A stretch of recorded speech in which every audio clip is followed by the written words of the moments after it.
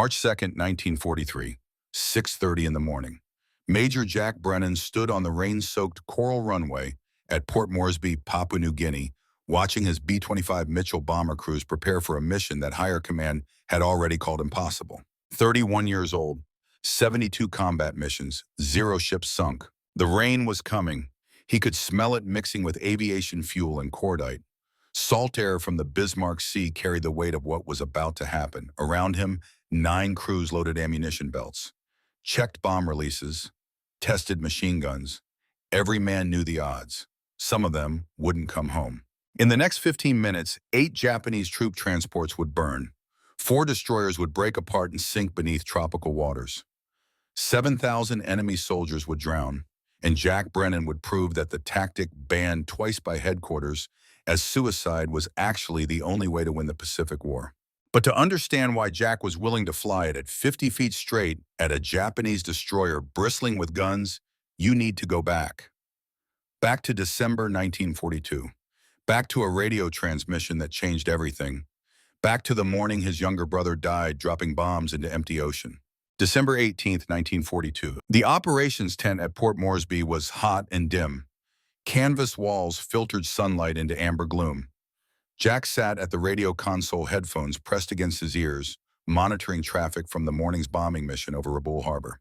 His younger brother David was tail gunner on one of the 12 B-17 Flying Fortresses, attacking a Japanese convoy. 6 troop transports steaming toward Leh. The mission was textbook. Climb to 10,000 feet. Drop bombs through the clear tropical sky. Let physics do the work. Come home safe. Standard doctrine. Proven tactics. What every bombardier learned in training. Jack listened through static. The bombers were making their attack run. Pilots calling positions. Bombardiers confirming release. The familiar rhythm of combat operations played out across crackling radio frequencies. Then David's voice cut through. Young, steady, professional. 24 years old and already a veteran of 8 missions. Bombs away, all sticks released, watching impact. Jack could picture his brother pressed against plexiglass in the tail position, eyes tracking 144 bombs falling toward the convoy 2 miles below, waiting to see results, waiting to confirm hits. David's voice again. Something different now, confusion bleeding through military discipline. Christ, we're missing all of them. Ships are just turning away, bombs hitting empty water, captains calling for second pass. Climbing back to altitude, zeros inbound. The last part came faster, urgency replacing confusion. 6 o'clock high, they're engaging. We're taking fire. Port waist gunner is hit. They're all over us. We can't shake them. Captain's diving, but they're staying with us. Losing altitude fast, oil pressure dropping, starboard engine smoking. They're coming around again. Jack leaned forward, hands gripping the console edge, knuckles white. David's voice one more time. Fear breaking through now. Raw and real. They're coming straight at my position. I'm firing, but there's too many. I can't stop them all. Tell Jack Static. Just static. Pure white noise where his brother's voice had been. The radio operator beside Jack reached for the transmit key, called for status update. No response. Called again. Silence. Called a third time. Nothing but empty frequency and the sound of Jack's own breathing inside the headphones. The intelligence report arrived 6 hours later. Official language, military efficiency, facts stripped of feeling. 3 B-17 Flying Fortresses shot down during second attack pass. 15 crew members killed. No survivors recovered. Lieutenant David Brennan, age 24, confirmed killed when 0 fighter strafed tail gun position. Body not recovered from ocean. All 12 bombers had dropped 144 bombs from optimal altitude. 0 hits on Japanese ships. The convoy continued unharmed toward Leh. 3 American bombers destroyed, 15 men dead, 0 enemy casualties. The mathematics of failure. Jack sat in his quarters that night. Didn't sleep. Couldn't sleep. David's last transmission played on infinite repeat. We're missing. All of them. Tell Jack The sentence never finished. Never would be finished. The telegram from home arrived 2 days later. His mother's handwriting on the envelope. Shaking letters. Barely legible. They said David died serving his country. Died doing his duty. Jack, they told me, he died following procedure. following training, doing everything right. How can doing everything right get a boy killed? You're still there. You're still flying. Promise me you'll come home. Promise me I won't lose both my boys. Jack couldn't make that promise, wouldn't lie to his mother, but he could make a different promise. One David would never hear but might understand if he could. He pulled out his journal, leather-bound notebook from flight school, wrote by flashlight because the generator was down and the barracks were dark and the words needed to come out. David died dropping bombs into empty ocean, died following doctrine that doesn't work. High-altitude bombing hit rate is 3%. 97% of the time we make noise and lose brothers. I heard him die over the radio. Heard his last words. We're missing. All of them. Command says continue high-altitude missions. Follow procedure. Do what's proven. I'm done following procedures that kill people. There has to be a better way. And I'm going to find it or die trying. He closed the journal, sat in darkness, made a decision that would change naval warfare forever. The mathematics of death. 3 weeks after David died, Jack requested access to every bombing record 5th Air Force had compiled since April 1942. 8 months of missions, hundreds of attacks, thousands of bombs dropped. The statistics told a story command didn't want to hear. Hit rate against moving ships 3%. 3 bombs out of every 100 dropped actually struck a target. The other 97 exploded harmlessly in empty ocean while Japanese captains watched and maneuvered and sailed on. The physics problem was elegant and brutal. A 1,000-pound bomb dropped from 10,000 feet took 37 seconds to fall. In those 37 seconds, a destroyer traveling at 30 knots covered 380 yards, more than 3 football fields. The bombardier aimed at where the ship was. The bomb hit where the ship used to be. Every competent Japanese captain understood this. They watched American bombers climb to altitude, calculated trajectories from aircraft position and altitude, turned their vessels away from predicted impact zones. Simple geometry, basic physics, unbeatable mathematics. American crews returned with perfect bombing photographs, tight patterns, near misses, bombs bracketing targets. But photographs didn't sink ships, and the war kept grinding forward at a cost measured in American blood. Jack's squadron had lost 4 B-25s in the past month trying to hit convoys. 40 men dead, not from bad luck or poor training, from tactics that didn't account for physics and time and ships that could move faster than bombs could fall. The human cost made the numbers worse. Japanese anti-aircraft gunners were professionals. They had 37 seconds to track bombers at altitude, 37 seconds to calculate lead, 37 seconds to bracket formations with flak. By the time American bombs fell, half the attacking squadron was burning. High-altitude bombing was supposed to be safe. Stay above enemy fire. Drop weapons. Go home. That's what doctrine promised. That's what training taught.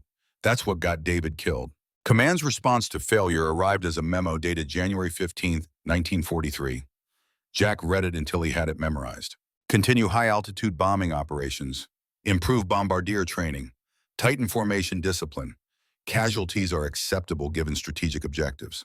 Acceptable. The word sat in his mouth like copper. Acceptable to who? Not to David's mother. Not to 40 families receiving telegrams. Not to the next 40 who would get them if nothing changed. But complaint wasn't action. Anger wasn't innovation. If high-altitude tactics didn't work, someone needed to find what did. Something radical, something dangerous, something nobody had tried because everyone said it was impossible. General Kenny's proposal. November 1942. General George Kenny, commanding 5th Air Force. Reputation as pragmatist. Results-oriented. Didn't care about doctrine if doctrine didn't win battles. He'd been watching the same statistics Jack studied. Came to the same conclusion. High-altitude bombing against ships was theater. Expensive, deadly, ineffective. Kenny called squadron leaders to briefing at Port Moresby headquarters. Jack attended as operations officer. Sat in back, listened.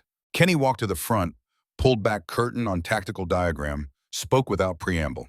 We're losing the air war against Japanese shipping, not from lack of courage. God knows our crews have courage. From tactics that don't work. Bombing from altitude gives ships too much time to maneuver.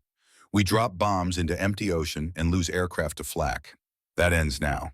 He pointed to the diagram. Showed a bomber approaching a ship at wave height.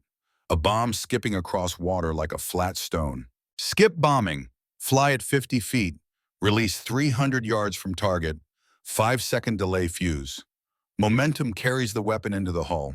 Bomb skips once or twice, then detonates on contact. Catastrophic damage below the waterline. One bomb, one kill. The room erupted, voices overlapping, objections flying. Jack sat quiet, listened to chaos. That's suicide. Japanese destroyers carry everything from 127mm main guns to machine cannons. Every weapon can track a bomber at 50 feet. One solid hit, and we cartwheel into the sea. No bailout, no survivors, just death. We'd be flying straight at ships while every gun fires at us. That's not tactics, that's murder. Kenny let them vent, waited for silence, then spoke again. Voice calm, matter of fact. You're right, it's dangerous. Some won't come back. But what we're doing now doesn't work either. Watching brothers die, dropping bombs into empty ocean, following doctrine with 3% success, playing safe and losing the war. He paused, looked around the room. I need volunteers, men willing to test this. Prove it works or prove it doesn't. But we can't keep doing what we're doing. Silence. Nobody moved. The theory sounded good. In practice, it meant flying into concentrated fire at altitude where one hit meant instant death. Jack raised his hand. Every head turned. Kenny nodded. Major Brennan, you're volunteering? Yes, sir. My brother died following safe doctrine. I'd rather die testing something that might work. Kenny studied him, saw something in Jack's eyes. Determination, anger, purpose beyond self-preservation. Understood. You'll train a unit, develop tactics, prove the concept. If it works, we expand across 5th Air Force. Kenny didn't finish the alternative. Everyone knew what failure meant at 50 feet. Jack left the briefing with a mission. Make skip bombing work or die trying. Either way, David's death would mean something. The Pruth, December 1942 through February 1943. 3 months of secret practice. Kenny found them a target. The SS Pruth, 4,700-ton steamer run aground on Nader Reef in 1924. 19 years of weather had reduced it to rusting hulk, half submerged, perfect for practice. The requirements were precise. Approach altitude exactly 50 feet. Speed exactly 270 miles per hour. Release point exactly 300 yards. Bomb trajectory exactly 8 degrees. Delay fuse exactly 5 seconds. Miss any variable and the bomb would skip over the ship, or detonate short, or sink without exploding. Margin for error measured in feet and fractions of seconds. Jack flew first practice run himself. Dawn on December 20th. Took off in darkness. Flew low over ocean. Found the Pruth silhouetted against rising sun. 50 feet felt wrong. Every instinct screamed pull up. Training said never fly that low. But Jack held altitude. His co-pilot Tom Benz called distances. 1,000 yards, 800, 600, 400, 300. Jack pressed bomb release. Aircraft lurched upward. The weapon tumbled forward, hit water nose first, skipped once, twice, sailed over the Pruth, detonated 300 yards beyond in column of white water. First attempt, total miss. By end of that day, 12 practice runs, 0 hits. Jack had proven only that skip bombing was harder than theory suggested. Lieutenant Jake Fawcett tried next, 23 years old, Pennsylvania farm boy, good pilot, steady hands. His first 5 runs missed. He was getting frustrated, flying too aggressive, trying too hard. On February 16th, Fawcett came in too high, 70 feet instead of 50. Bomb skipped twice and cleared the wreck. He cursed over intercom, pulled up hard, angry at himself. His Bombardier Staff Sergeant Mike Russo recalculated. Worked numbers, new parameters, lower, faster, closer release. Fawcett's next run was perfection, 45 feet exactly, 280 miles per hour, release at 250 yards. The bomb skipped once, just once. Slammed into the Pruth's hull below waterline with sound like cannon shot. 5 seconds later, the delay fuse triggered. Explosion blew hole 10 feet wide in rusted steel, right where a ship's magazine would be, right where one bomb could detonate ammunition and break a destroyer's spine. The crew erupted. They had proven the concept. Skip bombing was possible. But the Pruth wasn't shooting back. By late February, Jack's crews could consistently hit the target. They practiced at dawn and dusk when light was bad and observers few. Had to stay secret. Headquarters was watching. The bands, December 22nd, 1942. Jack submitted formal request to expand skip bombing training to squadron level. Needed more aircraft, more ordnance, official authorization. Response came 4 days later. Official letterhead, Southwest Pacific Command. Request denied.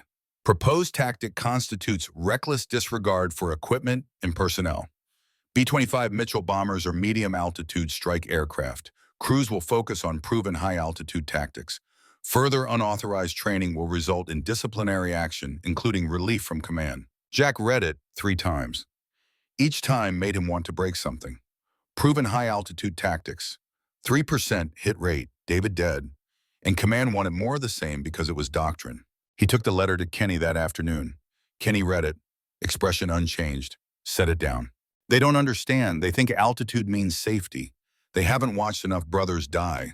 So what do we do? Stop training. Kenny was silent, thinking, calculating, making decision that could end his career. No, keep training. Dawn and dusk only. If anyone asks you're practicing navigation, I'll cover you. We'll prove this with results, not requests. Jack understood. Kenny was authorizing him to ignore direct orders, taking responsibility if it failed. Thank you, sir. Don't thank me yet. You're still flying at 50 feet towards ships that want you dead. For 6 more weeks, they trained in secret, got better, faster, more accurate. By late January, Jack's crews could put 8 of 10 bombs into the Pruth. Then a reconnaissance pilot saw them, reported what he'd seen. Headquarters found out. January 28, 1943. Second ban came down harder than the first. Official reprimand. Final warning. One more violation meant relief from command and reassignment to transport duties. But Kenny had one more card to play. The modification. February 1943. Kenny issued secret orders to 5th Air Force mechanics. Strip bombardier position from B-25 nose. Install 850 caliber machine guns pointing forward. 4 in nose, 4 in fuselage blisters. The B-25 became flying gun platform, 200 rounds per second. Theory was simple. Suppress ships' anti-aircraft guns with machine gun fire during approach. Give gunners reason to duck. Make them choose between returning fire and surviving. Jack watched mechanics bolt guns onto his aircraft February 20th. Modification added 1,200 pounds. Shifted center of gravity forward. Turned medium bomber into something between attack aircraft and maritime strike fighter. Something that had never existed before. The installation took 3 weeks. While mechanics worked, Jack selected his crews. 9 bombers, 45 men. He needed specific personalities. Aggressive but controlled. Brave but not reckless. Willing to fly into hell but smart enough to come home. Lieutenant Mark Sullivan was first choice. 23 years old. Wisconsin farm boy. Married 2 weeks before deployment. Wife Sarah pregnant back home, though Sullivan didn't know yet. Steady hands, clear eyes. The kind of man who did what needed doing without complaint. Night before mission, Sullivan found Jack by the aircraft. Spoke quietly. Sir, if something happens tomorrow, tell Sarah I was doing something that mattered. Tell her the baby should know their father died trying to end this war faster. Tell her I loved her. Jack nodded. Couldn't speak for a moment, then found words. You're going to tell her yourself, Lieutenant. We're all coming home. Sullivan smiled, didn't believe it, but appreciated the lie. Yes, sir. All the same, if I don't make sure she knows. Lieutenant Carl Jensen was different. 22 years old. Georgia. Hot-headed. Aggressive. Wanted revenge for friends lost at Guadalcanal. The kind of pilot who'd circle back for second pass even when first one failed. Brave to the point of reckless. Staff Sergeant Carl Walls was Jack's bombardier. 26 Pennsylvania. Precision technician. Obsessive about calculations. Kept letter to his wife in pocket every mission. Believed in mathematics like some men believed in God. These were the men who'd prove skip bombing worked, or die in the attempt. March 1st briefing. The intelligence officers spread reconnaissance photographs across the briefing table. Dawn pictures from Australian aircraft. Clear images. Undeniable reality. Japanese convoy spotted steaming through Bismarck Sea. 8 troop transports in 2 columns. 8 destroyers screening flanks. Destination Leh, estimated 7,000 troops plus artillery and ammunition. He paused. Let that sink in. Every man in the room knew what those numbers meant. If these transports reach Leh, we're looking at another Buna. 6-month campaign. 5,000 Allied casualties. Maybe more. These ships cannot reach their destination. Jack studied the photos. 8 fat transports sitting low in water, fully loaded. 8 destroyers with enough firepower to shred his entire squadron. Standard response would be high-altitude bombing, send B-17s at 10,000 feet, drop bombs, hope for 3% hit rate, lose bombers to flak, watch transports sail on. Jack had different plans. I want permission to use skip bombing, 9 B-25s, low-altitude attack. We can sink those transports. The intelligence officer started to object. Kenny cut him off. Major Brennan has been developing skip bombing tactics for 3 months. This is their chance to prove it works. I'm authorizing the mission. He turned to Jack. You've got 9 aircraft, 1 shot. Prove it or we never try it again. Jack nodded, started planning coordination. Australian Beaufighters would strafe first, distract anti-aircraft gunners. B-17s would bomb from altitude, force evasive maneuvers, break up formations. Then his B-25s would come in at 50 feet, skip bombs into hulls, kill shots while defenders were distracted. Everything had to work perfectly. Timing, coordination, execution. One mistake and the whole squadron could die before reaching release point. The briefing lasted 2 hours. By end, every pilot knew their role. Every bombardier knew their target.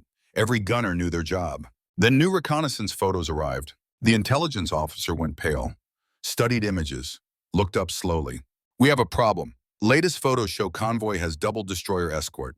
Not 8 destroyers, 16, 2 full destroyer squadrons. Silence in the room. Absolute silence. 16 destroyers meant 192 main guns plus hundreds of machine cannons. They'd tear the formation apart. So recommend abort. Those odds are impossible. Kenny turned to Jack. It's your call. Nobody will fault you for calling this off. Jack looked at the photos. 16 destroyers. Twice expected defense.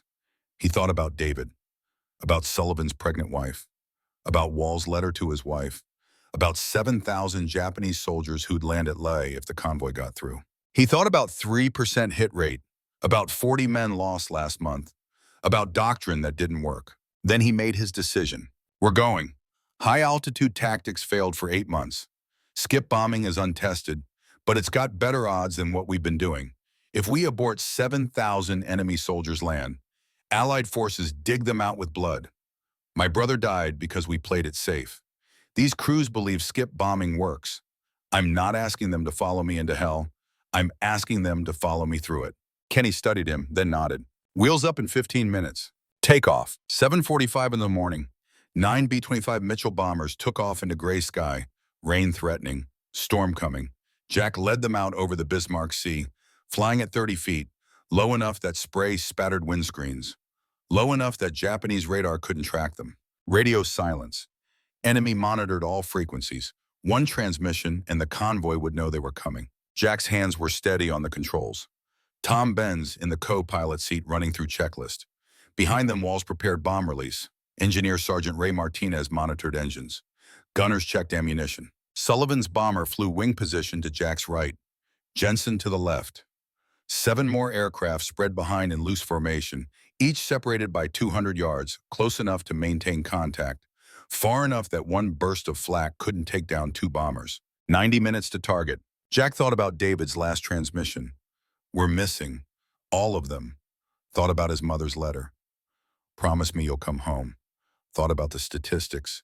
3% hit rate. 38% casualty rate for tail gunners. Thought about 16 destroyers waiting ahead. The mathematics didn't favor survival, but mathematics hadn't accounted for skip bombing, for flying at 50 feet, for attacking during formation phase, for doing what had never been done before. At 8:52, Jack spotted smoke on horizon, black diesel exhaust from 16 ships steaming in formation. The Japanese convoy, 8 transports carrying 7,000 soldiers, 16 destroyers bristling with guns. Between Jack and them, 380 yards of open water, 15 minutes that would change naval warfare forever. He keyed throat microphone once, leg signaled to tighten formation. His wingmen acknowledged with single clicks. The rain started. Heavy tropical downpour. Visibility dropped. Actually helped. Japanese lookouts would have harder time spotting them until they were close. Tom Ben spoke quietly. 16 destroyers, Jack. That's a lot of guns pointed at us. Then we better make them scared to shoot. Jack pushed throttles forward, descended to 40 feet, Airspeed 260 miles per hour, approaching from the east. Directly into rising sun, the Japanese would be half blind until his bombers were right on top of them. Walls called out from bombardier position. Range 4,000 yards, 3,000, 2,500. At 2,000 yards, the Australian Beaufighters attacked. 13 aircraft diving from northeast. Their cannons raked destroyer decks. Tracers lit up the gray morning. Japanese anti-aircraft guns swung toward the new threat, exactly as planned. 30 seconds later, B-17s arrived at 10,000 feet. Bomb bay doors opened. Bombs tumbled toward convoy. Japanese ships began evasive maneuvers, turning hard, breaking formation, accelerating. Confusion. Perfect. Jack descended to final approach altitude, 40 feet above the water. The ocean was so close he could see individual waves. The B-25 shuddered in low-altitude turbulence. Rain hammered the windscreen. Ahead, the convoy was chaos. Ships turning, destroyers firing, Beaufighters strafing, B-17 bombs falling. Nobody was watching for bombers coming in at wave-top height. Nobody except one alert Japanese destroyer captain who spotted them at 1,200 yards. Muzzle flashes lit up the destroyer's deck. Shells arced toward Jack's formation. First rounds passed overhead. Japanese gunners were used to tracking aircraft at altitude. They hadn't adjusted for 50-foot approach. At 800 yards, Jack opened fire. All 850 caliber machine guns hammered. The sound was pure violence. Tracers walked across the transport's superstructure. Glass shattered. Metal sparked. Men on deck dropped or dove for cover. The suppression was working. Anti-aircraft crews couldn't shoot back while bullets tore through their positions at 800 rounds per minute. 600 yards. Jack's wingmen spread out, each lining up on assigned target, formation fragmenting by design. 9 bombers attacking 9 ships simultaneously. 400 yards, Tom called out warning. Destroyers firing again, shells bracketing us. Shrapnel pinged off fuselage. Close. Too close. But Jack held course, held altitude, held speed. 300 yards. The transport filled his windscreen. He could see soldiers on deck, could see bridge windows, could see gun crews swinging weapons toward him. Every instinct screamed, pull up. Jack pressed bomb release instead. The aircraft lurched upward as 1,000 pounds dropped free. The bomb tumbled forward, hit water nose first, skipped once like flat stone on pond, arrowed toward the transport's hull below waterline. Jack pulled hard on controls, climbed. Behind him, the 5-second fuse counted down. The bomb detonated at the waterline. Jack felt the shockwave lift his tail. Threw the aircraft sideways. Tom fought controls.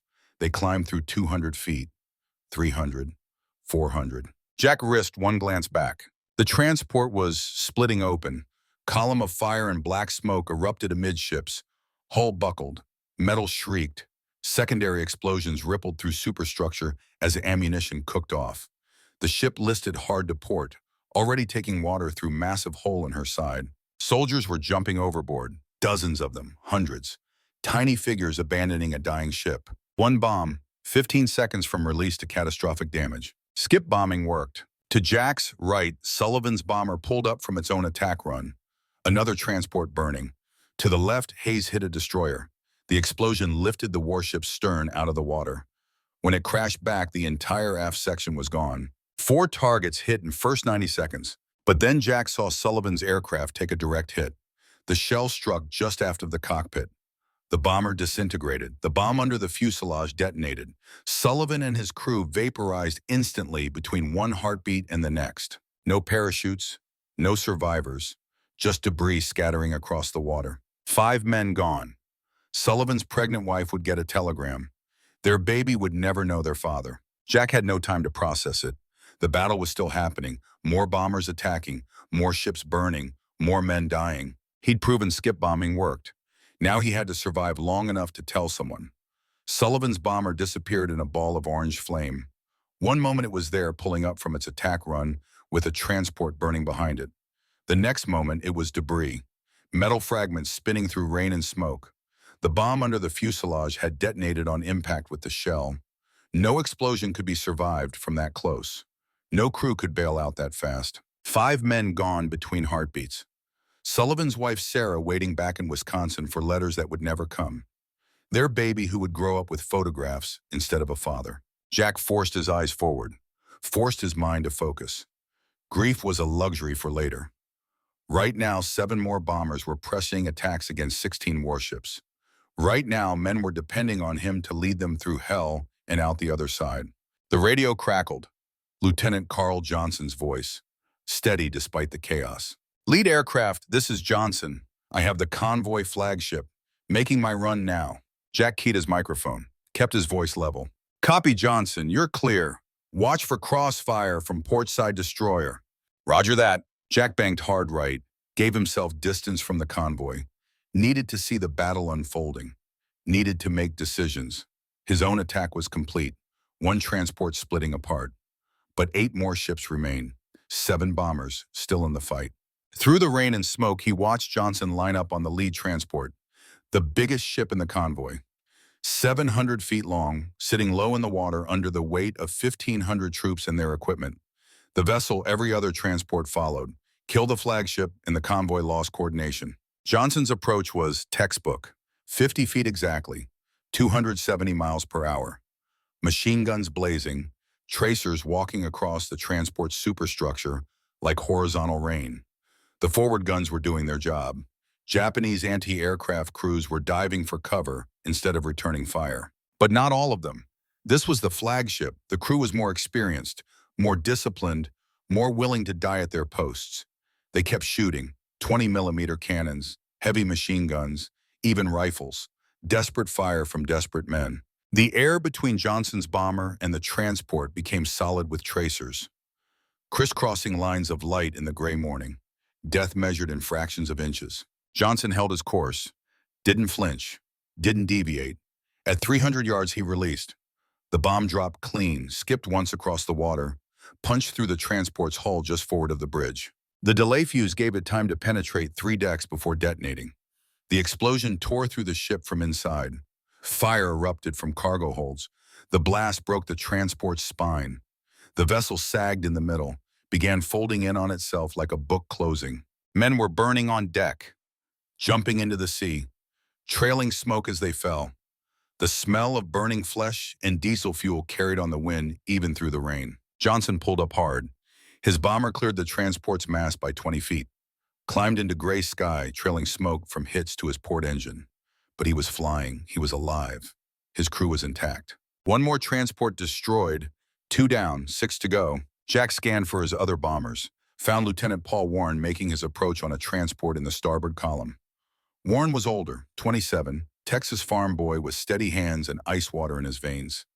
The kind of pilot who didn't panic when things went wrong. Things were about to go very wrong. Warren's approach brought him past a destroyer that had finally adjusted its fire for low-altitude targets. The Japanese gunner was good, professional, patient. He waited until Warren was committed to his attack run, waited until the bomber couldn't maneuver without aborting, then opened fire. 20-millimeter shells tore through Warren's port wing. Fuel streamed from ruptured tank. Dark liquid trailing behind the aircraft like blood and water. The wing was shredding, pieces of aluminum skin peeling away in the slipstream. Warren should have aborted, should have climbed away, saved his crew, tried to make it home on one engine. Instead, he held course, held altitude, held speed. The transport was 200 yards ahead. Close enough. He could make it. 150 yards. His keel pilot, Lieutenant Dave Miller, was already reaching for the fire suppression controls, ready to flood the wing with foam the moment Warren released the bomb. Warren pressed the release at 100 yards. Closer than doctrine said, closer than safe. But his aircraft was dying and he knew it. The bomb skipped once, struck the transport below the waterline. Perfect hit despite the chaos. Warren banked hard right, trailing fire now, flames licking back from the ruptured fuel tank. Miller activated suppression. White foam sprayed across the wing. The fire died, went out. The bomber was still flying, barely, one engine coughing. Wing full of holes. Fuel gauge dropping toward empty. But Warren was alive. His crew was intact. The transport behind them was sinking. 3 transports destroyed in 6 minutes. Jack's tactics were working. Skip bombing was proving itself with burning ships and drowning soldiers, but the cost was mounting. Sullivan dead, Warren's bomber crippled, and the Japanese were learning. A destroyer on the far flank had turned to face the bombers. Its captain had finally understood what was happening, had recognized the threat, was positioning his ship to intercept the next attack. Lieutenant Carl Jensen didn't see the trap, or if he saw it, he didn't care. Jensen was aggressive, hot-headed, the kind of pilot who took risks other men wouldn't. Sometimes that made him brilliant, sometimes it made him dead. Jensen's first approach was wrong. Jack saw it immediately. The angle was too shallow, speed too high. The bomb would skip too many times, would clear the target completely. Jack keyed his radio, tried to warn him. Jensen wave off. Your angle is wrong. Pull up and come around. Jensen's response was clipped, frustrated. Negative, I can make this work. He couldn't. The bomb skipped 3 times, cleared the destroyer Jensen was targeting, detonated harmlessly 300 yards beyond the convoy. A perfect explosion hitting empty ocean. Jensen pulled up, circled back. Jack's voice came through the radio immediately. Jensen, you're clear. Break off. Don't go back. The destroyers are tracking you. They're waiting. Jensen's response carried an edge. Pride, stubbornness, the refusal to fail. Negative lead. I didn't come 8,000 miles to miss, going around for second pass. Jack knew what was about to happen. Knew it with sick certainty. The Japanese destroyer had tracked Jensen through his entire turn, had calculated his likely approach vector, was waiting. Guns trained on the exact point where Jensen would have to commit.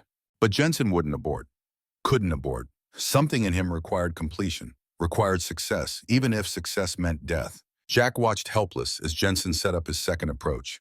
Professional, precise, perfect execution of everything Jack had taught him.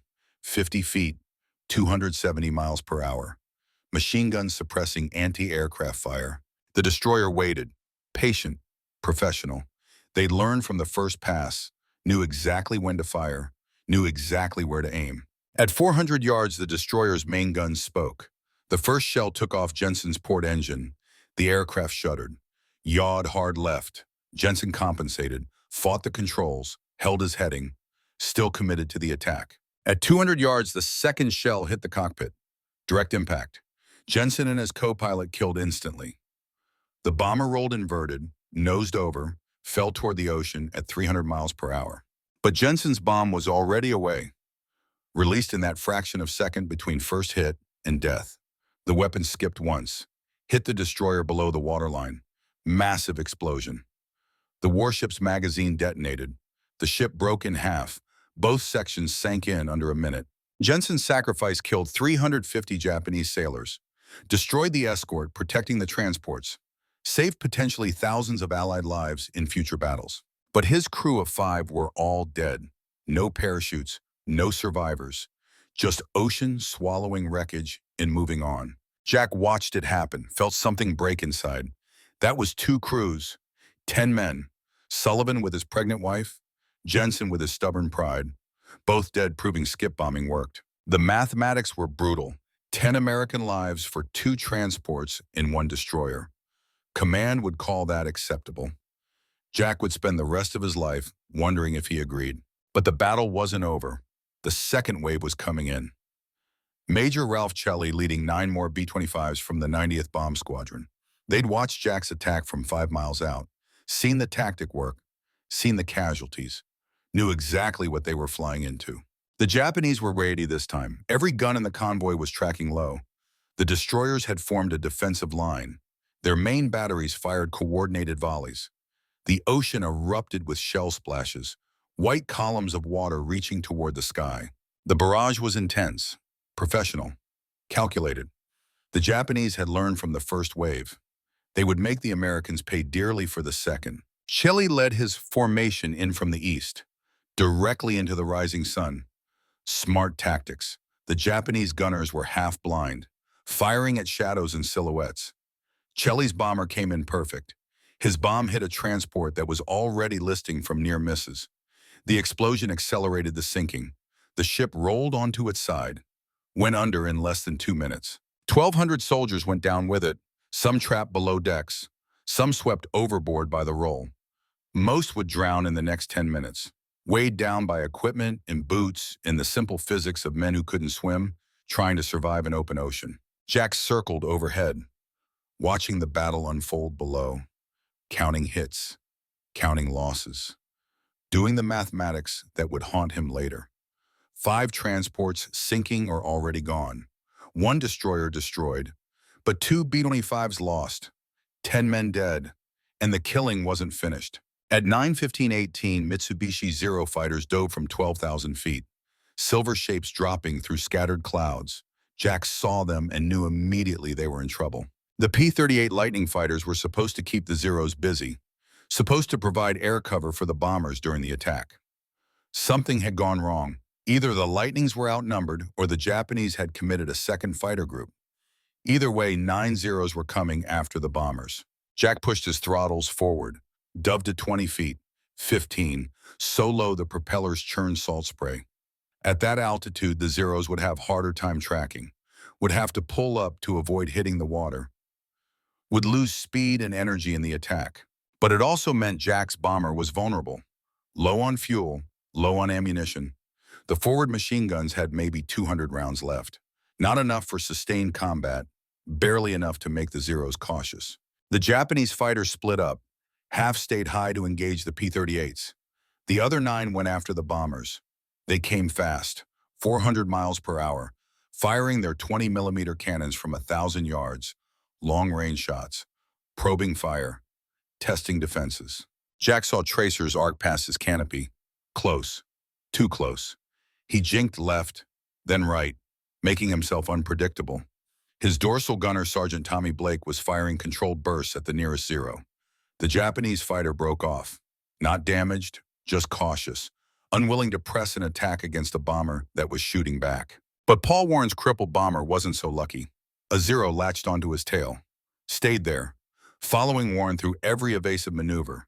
The Japanese pilot was good, patient, professional. He had time and altitude and ammunition. He could afford to wait. Warren tried everything. Climbs, dives, hard banking turns that stressed his damaged wing. Nothing worked. The Zero stayed glued to his 6, following him like a shadow. Warren ran out of airspeed in a climbing turn. The bomber hung in the air for a moment, suspended, vulnerable. The Zero pilot fired a 2-second burst. Both engines exploded, fire and black smoke. The bomber nosed over, started spinning, falling toward the ocean. Jack watched 3 parachutes deploy, 3 white flowers blooming against gray sky, 3 crew members who'd managed to bail out. Warren, Miller, 1 gunner. The other 2 crew were still in the aircraft when it hit the water. The impact was brutal. The bomber cartwheeled, broke apart, pieces scattered across 100 yards of ocean, then sank.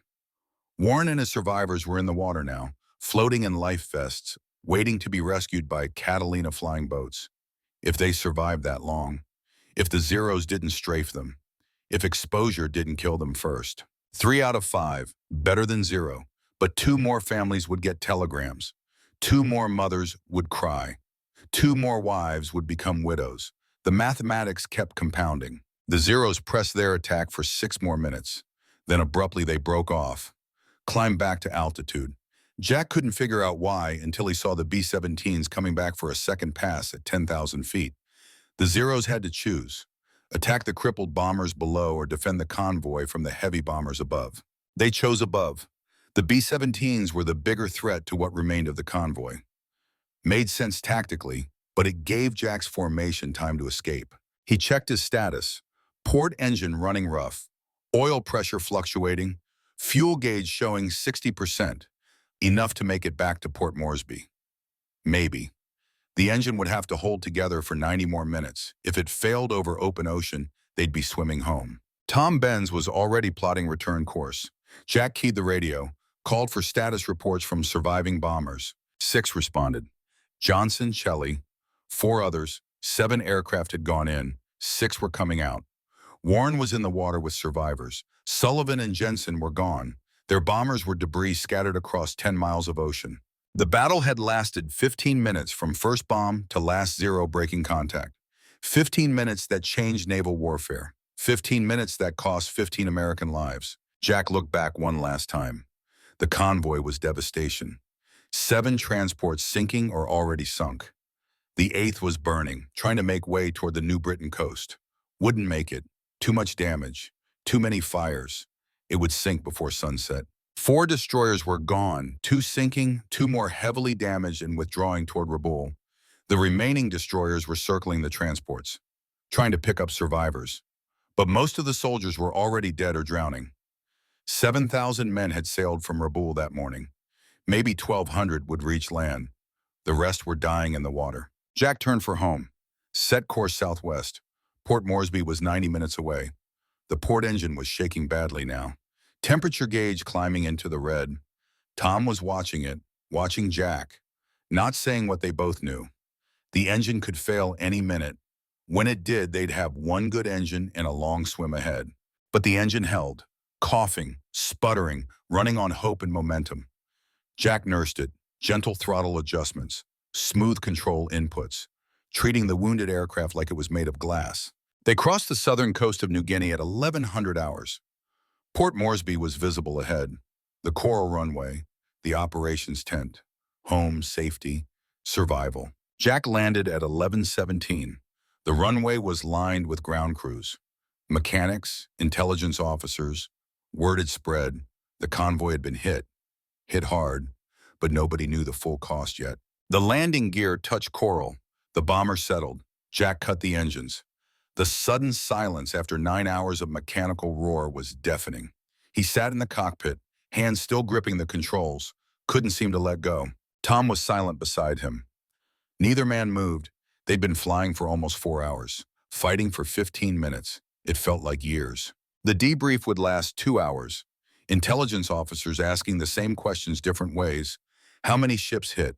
How many sinking? How many bombs released? How many aircraft lost? The officers were building a picture from fragments, trying to understand what had happened, trying to quantify success and failure. 9 bombers had attacked. 6 returned. Sullivan gone. Jensen gone. Warren in the water with 2 crew members dead. 15 men total. Against that, 7 transports confirmed sunk.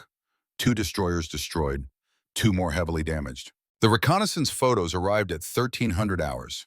An Australian Beaufighter had photographed the convoy from 15,000 feet at noon.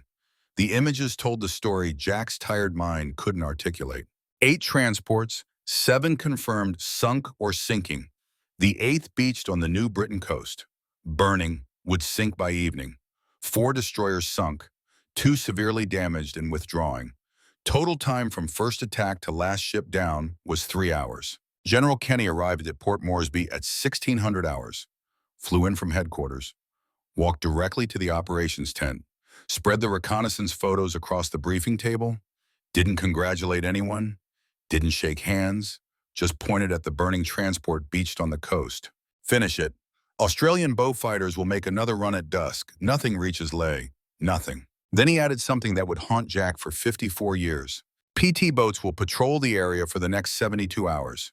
Any survivors in lifeboats or swimming, eliminate them. Japanese have machine-gunned our aircrew in parachutes. We return the favor, no quarter. The tent went silent. Absolute silence. The kind that presses against eardrums. Jack felt his stomach turn. 7,000 soldiers. Most would drown, but some would reach lifeboats. Some would swim toward land, and American PT boats would hunt them, kill them in the water, shoot men clinging to wreckage, strafe lifeboats, turn the Bismarck Sea into a killing ground. Kenny saw Jack's expression. His voice went flat, hard.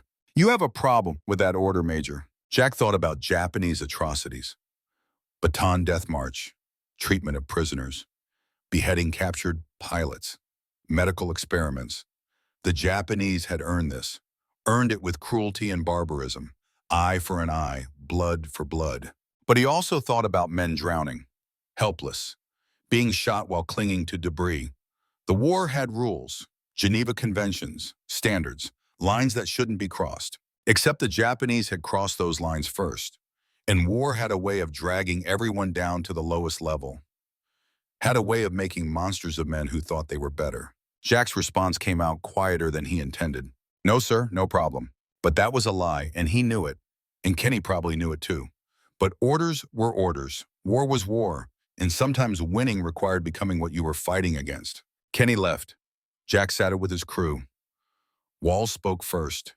The bombardier's voice was careful, measured.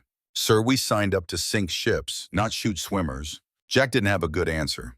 Didn't have any answer that would make this right. He settled for honesty.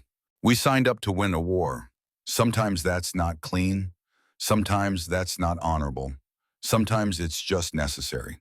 Martinez, the engineer, pressed, pushed, needed to understand. Is it necessary? Jack didn't answer. Couldn't answer. Because he genuinely didn't know. The mathematics said yes. The morality said maybe. His conscience said nothing that made sense. What he did know was that over the next 3 days, PT boats would kill approximately 1,500 Japanese survivors, some in lifeboats, some swimming, some clinging to wreckage. American sailors would follow orders, would do what command demanded, would kill enemy combatants who no longer had weapons, who no longer posed threat, who were just men trying not to drown. And Jack Brennan would spend the next 54 years wondering if he was responsible, wondering if proving skip bombing worked justified what came after, wondering if there was a difference between winning and becoming what you fought against. The second strike launched at 17:30, 9 fresh B-25s targeting the beach transport. Jack didn't fly. His bomber needed a new engine. Instead, he stood on the runway, watched the aircraft take off into the setting sun, heading toward the wreckage of the convoy, heading toward survivors who thought the worst was over. The strike returned at 2000 hours. The beach transport was gone, sunk at its mooring. The 2 damaged destroyers trying to withdraw had been caught. Both hit, both sinking. The Japanese had started this operation with 16 ships. By nightfall, 14 were on the bottom of the Bismarck Sea. The remaining 2 destroyers limped into Rabaul at midnight, barely afloat, carrying fewer than 200 survivors total. 7,000 Japanese soldiers had embarked at Rabaul. Reconnaissance flights over the next 2 days counted approximately 900 survivors reaching the New Britain coast by lifeboat or swimming. American PT boats intercepted most of the lifeboats. The distinction between combat and massacre blurred in those 72 hours. Command had ordered no quarter. Sailors followed orders. Men died in water that ran red. Jack learned about it 3 days later. Didn't ask for details. Didn't want to know which crews had fired on lifeboats, which pilots had strafed swimmers. The war had rules until it didn't. The rules had stopped applying somewhere between Sullivan's bomber disintegrating and the last Japanese transport going under. Nobody talked about it. Nobody wrote it in reports. It happened anyway. The final count came through on March 7th. Official, clinical, facts stripped of feeling. Japanese losses: 8 transports sunk, 4 destroyers sunk, approximately 3,000 troops drowned, another 1,500 killed by air attack or PT boats. 1,200 reached Leh overland through jungle. They arrived without weapons, without supplies, without organization. Combat ineffective. American losses: 4 B-25s, 1 B-17, 2 P-38s, 18 aircrew killed, 6 wounded. Against an entire convoy, the exchange rate was absurdly one-sided. General Kenny declared it the most decisive air-sea battle of the Pacific War. Admiral Yamamoto called it disaster. The Japanese Navy immediately canceled all future large convoy operations within Allied air power range. The supply line to New Guinea was cut. The garrisons at Leb would have to survive on what they had. They wouldn't survive long. But Jack Brennan stood on the runway at Port Moresby and felt hollow. Victory tasted like ash. Skip bombing worked. The tactics proved themselves with burning ships and drowning soldiers. Command would standardize the doctrine, train every squadron, apply it across the Pacific theater. Jack had revolutionized naval warfare in 15 minutes, saved potentially thousands of Allied lives by cutting Japanese supply lines, shortened the war by months according to analysts. But Sullivan's wife would raise their baby alone. Jensen's mother would bury an empty casket. Warren's 2 dead crew members would never come home, and 1,500 Japanese survivors had died in the water at American hands. The mathematics said victory, the conscience said cost. And somewhere between those 2 truths, Jack Brennan would spend the rest of his life trying to find peace. March 10, 1943. 3 days after the battle, General Kenny summoned Jack to headquarters. The walk from the flight line felt longer than it should. Jack's legs were heavy. He hadn't slept properly since the mission. Every time he closed his eyes, he saw Sullivan's bomber disintegrating, heard Jensen's last transmission, watched Warren's aircraft spinning toward the ocean, trailing fire. Kenny's office was sparse: metal desk, 2 chairs, maps covering the walls. The general stood at the window looking out over the airfield. Didn't turn when Jack entered, just spoke to the glass. You proved it works. Skip bombing, 15 minutes, 8 ships, change the war. Jack said nothing, waited. Kenny turned. His expression was unreadable. Command face. The masked generals wore when they had to order men to die. I'm pulling you off combat rotation. You'll train every bomber squadron in 5th Air Force. Skip bombing becomes standard doctrine. Your tactics, your procedures. You'll teach them how to do what you did. Jack felt something cold settle in his chest. Teaching meant watching students take off on missions he designed. Missions where some wouldn't come back. Watching from the ground while men died using tactics he invented. Sir, I'd prefer to stay with my crew. They need me. They know how I fly. We work together. Kenny cut him off. Voice flat, final. Your crew doesn't need you anymore. They're alive because of what you taught them. Other crews are dying because their commanders don't know what you know. You'll save more lives teaching than flying. That's not a request, Major. That's an order. Jack accepted because orders were orders. But privately he wondered. Wondered if he was saving lives or just teaching more men to die at 50 feet. Wondered if the mathematics would ever balance. Wondered if Sullivan's death had purchased anything worth the cost. The training program started April 1st. Jack selected instructors from the survivors of Bismarck Sea. Johnson, Shelley, Walls. Men who'd flown through hell and come out breathing. They would teach the theory. Jack would teach the reality. The difference between what worked on paper and what worked when destroyers were shooting back. 5th Air Force mechanics worked through March installing forward guns on every available B-25. 8 50 caliber machine guns per aircraft, turning medium bombers into flying gun platforms. By mid-April, 38 bombers had been modified. By June, every B-25 in theater carried the modification. Jack trained 44 pilots in the first 2 months. Taught them the mathematics. 50 feet exactly. 270 miles per hour. Release at 300 yards. 5-second delay. Taught them the tactics. Suppress anti-aircraft fire. Attack during confusion. 1 pass. Get out. Don't circle back. Taught them that some wouldn't come back. That skip bombing worked, but extracted payment in blood. That victory had a price beyond what training manuals admitted. 8 of those first 44 pilots died in combat by June. 18% casualty rate. High by any measure. But lower than the 38% rate for high-altitude bombing. The mathematics said Jack was saving lives. 62% survival versus 38. The numbers didn't lie. But Jack knew the names, knew their faces, knew which ones had wives, which ones had children, knew that somewhere 8 mothers were getting telegrams because he'd taught their sons to fly into concentrated fire at 50 feet. The strategic impact was immediate and undeniable. Japan canceled all large convoy operations within Allied air range. Supply lines to New Guinea were cut. Garrisons at Lae and Salamaua withered. Without reinforcements, without ammunition, without food. The campaign that might have lasted another year collapsed in 6 months. Command attributed the acceleration directly to skip bombing, to Jack's tactics cutting Japanese logistics. Analysts calculated the innovation shortened the Pacific War by 3 to 5 months, saved potentially 10,000 Allied lives. Maybe more. The mathematics kept getting bigger, kept justifying everything. But the mathematics couldn't account for June 3, 1943. The day Jack learned that enemies adapt, that advantages don't last forever, that innovation is temporary and blood is permanent. Japanese intelligence had studied the Bismarck Sea disaster, analyzed American tactics, developed countermeasures.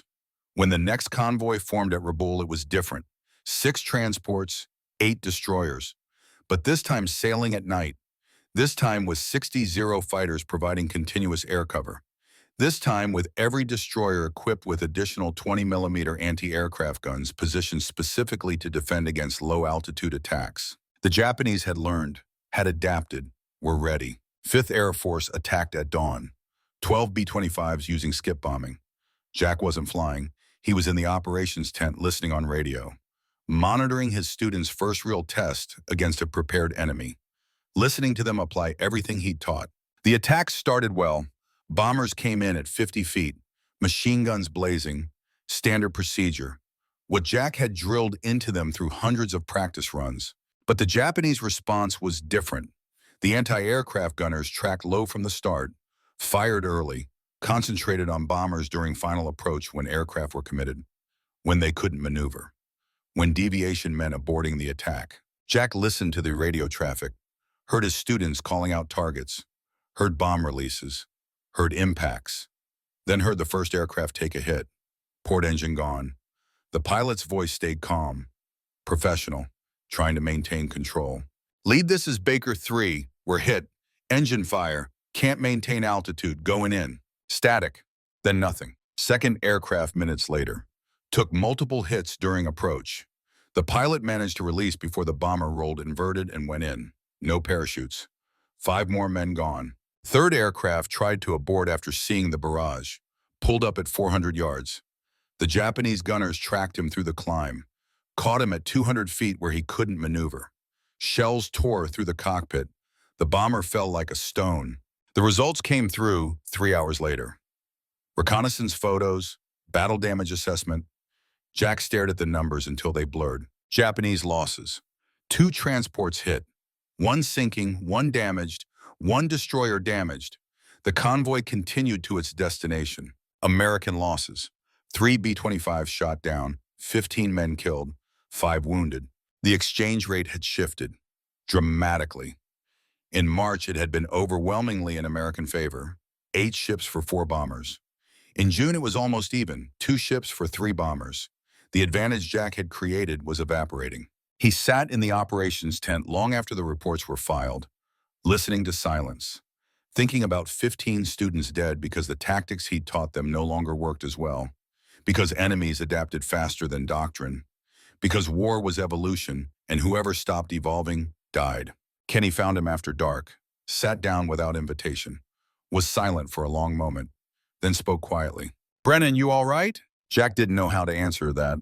Wasn't sure what all right meant anymore. Settled for honesty. "I just got 15 more men killed, sir. My tactics, my doctrine. Japanese adapted in 3 months. The advantage lasted 90 days. Cost 25 men total. Sullivan, Jensen, Warren's 2 crew, 15 today. How many more before we adapt back?" Kenny was quiet, thinking, then responded with the logic that made him a general, and Jack just a major. "You saved 3,000 lives at Bismarck Sea, cut Japanese supply lines, changed the war. Yes, enemy adapts. That's what enemies do. We adapt back. You'll refine the doctrine. More forward guns, more armor, better suppression. Evolution, not revolution." Jack wanted to believe him, wanted the mathematics to make sense, wanted to believe that 25 dead purchased something worth more than 25 lives. What if I'm just teaching men to die faster? Kenny's response was harder, colder. The mathematics of command stripped of emotion. Statistics don't lie, Jack. Even with today's losses, skip bombing has killed 4.5 ships per bomber lost. High-altitude bombing kills 0.3 ships per bomber.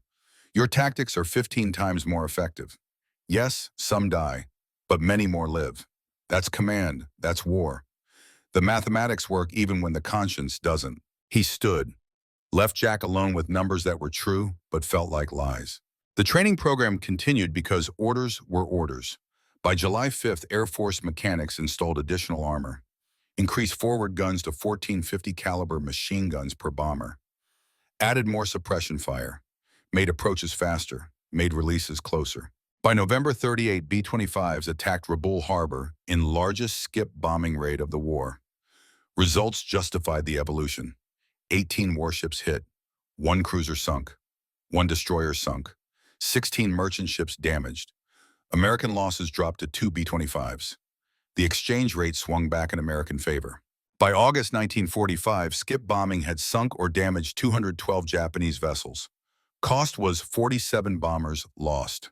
Kill ratio of 4.5 ships per bomber. The mathematics validated everything. Proved Jack's innovation shortened the war. Saved thousands of lives. Changed naval warfare doctrine worldwide. Jack trained 62 pilots through the war. 18 were killed in action. 23 wounded. Total casualty rate, including wounded, was 66%.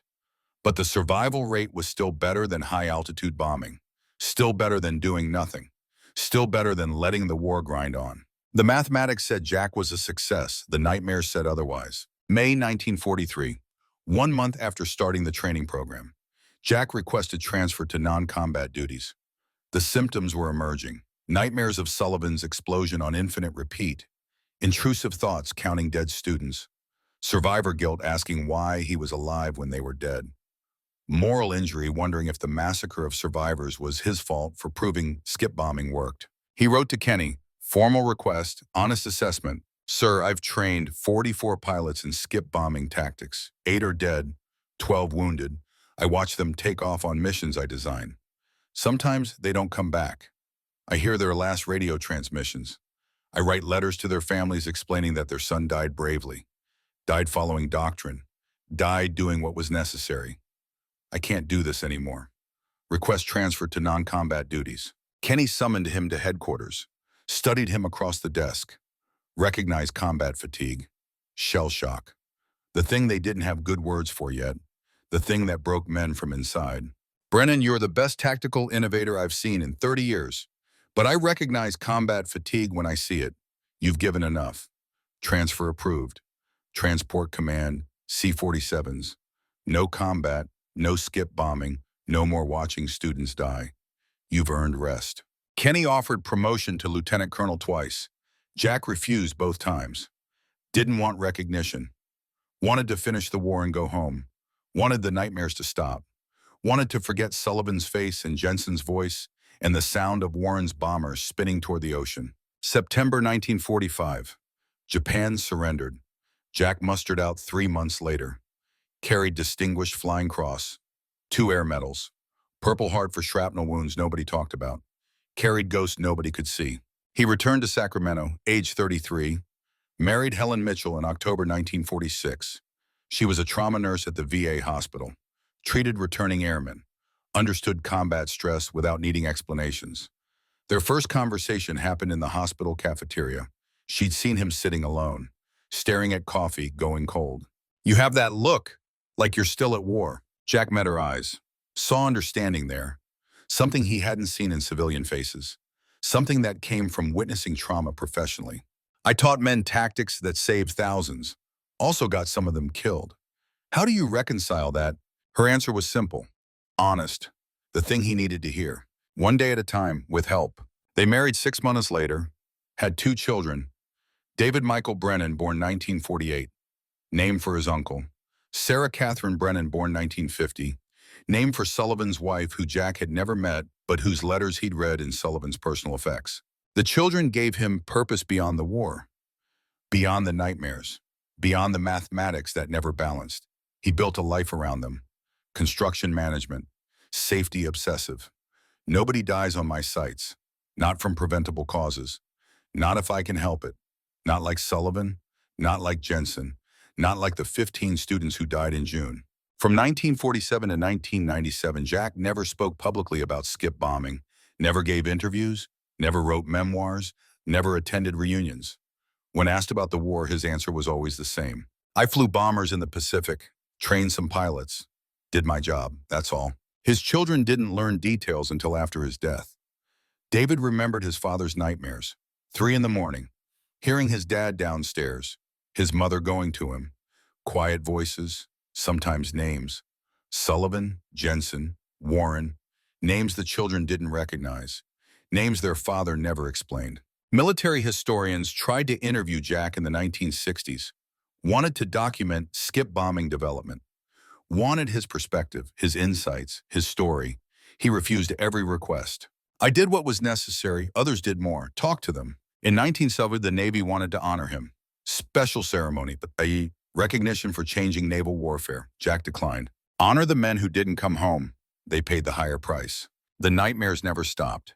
Helen would find him some nights sitting in the kitchen, 2 in the morning, coffee untouched, staring at nothing. She'd sit with him, hold his hand, wait until he could speak.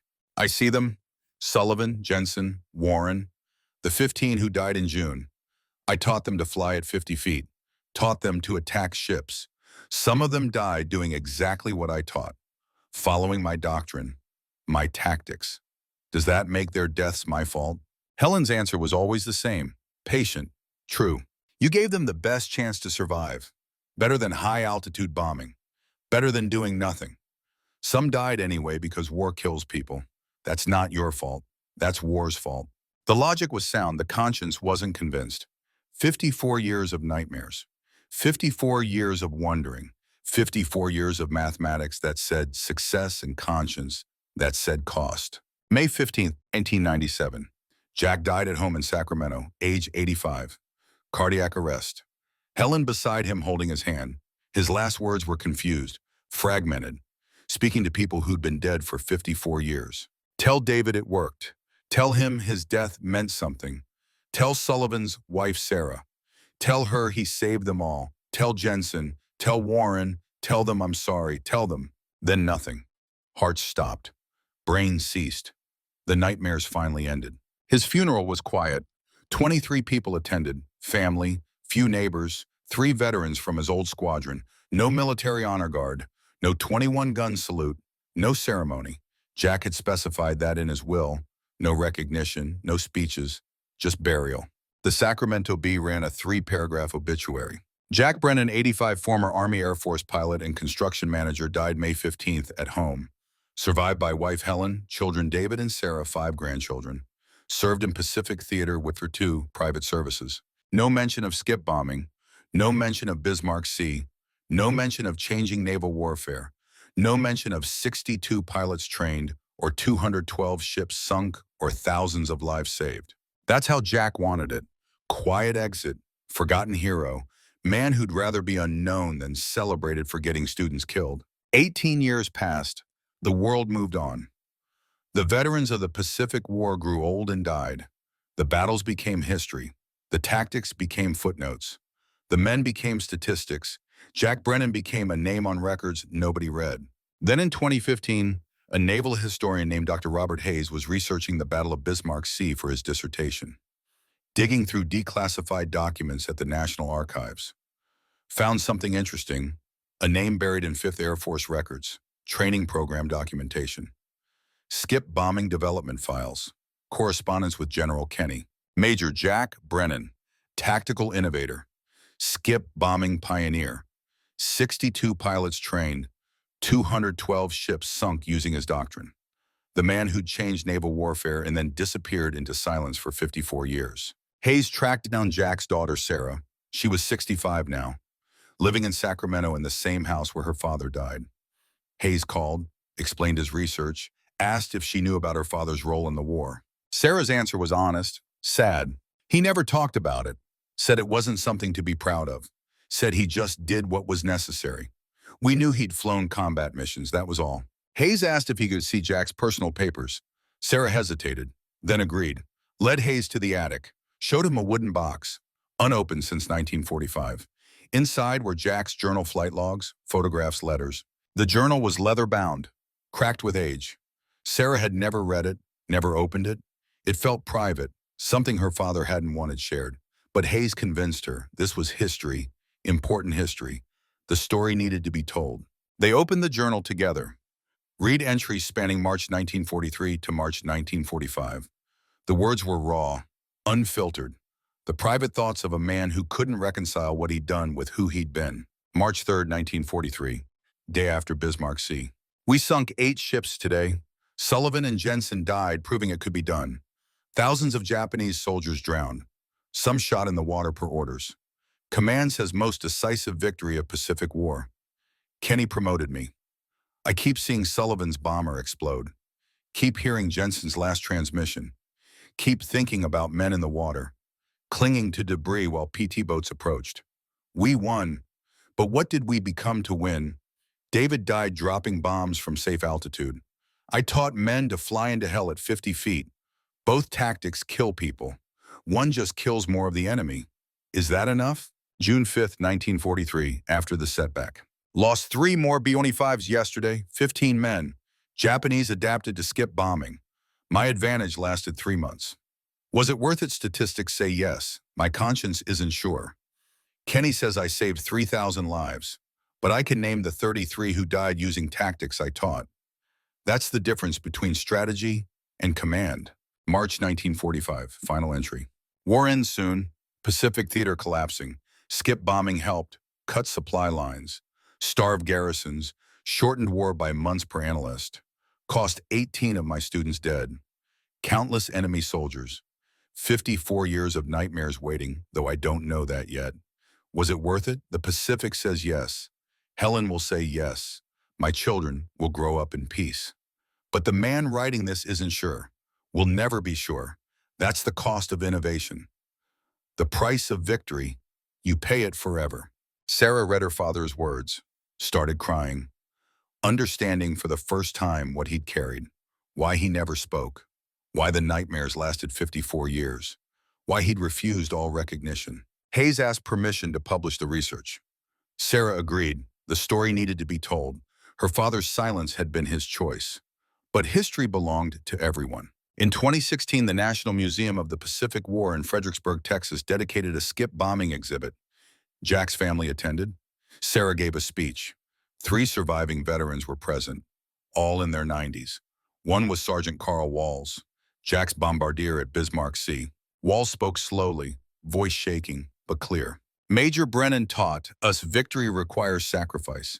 His sacrifice was living with what victory cost. He saved my life March 2nd, 1943. I got to meet my grandchildren because he invented skip bombing. He never let me thank him. I'm thanking him now. Lieutenant Paul Warren was there, 93 years old, survivor of the Zero attack that put him in the water. Jack pulled me out of the ocean that day. Not literally.